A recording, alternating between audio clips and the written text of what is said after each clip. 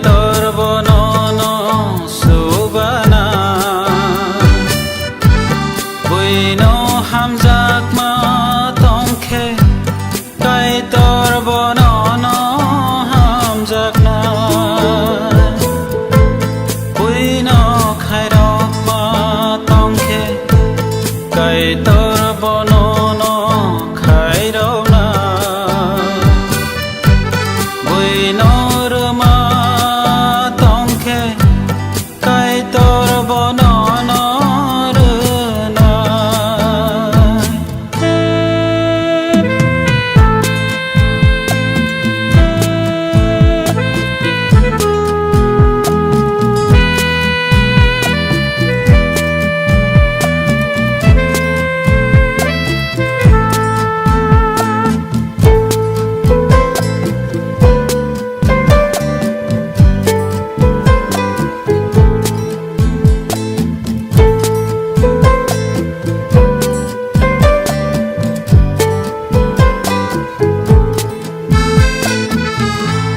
Jisu sawhai hanai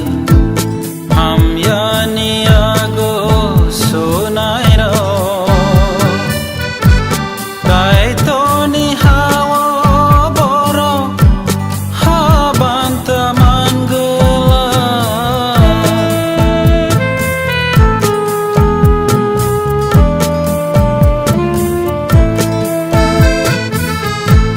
Jisu sawhai hanai hamyani ago sunai ro kai toni hawa boro habanta mangala borok ni man thai kurui kha borok ni saka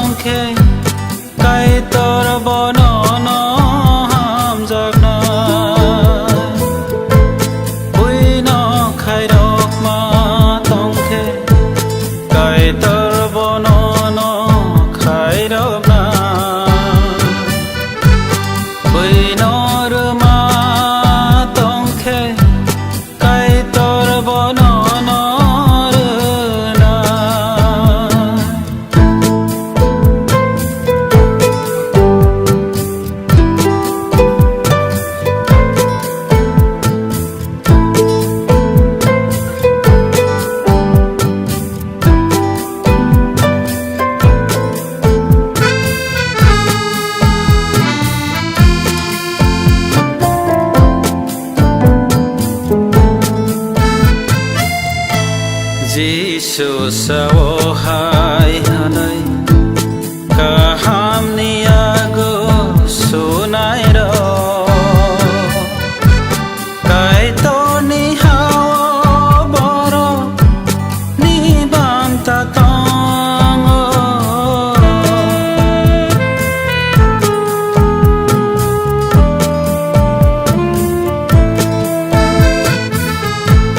Jisu sawhai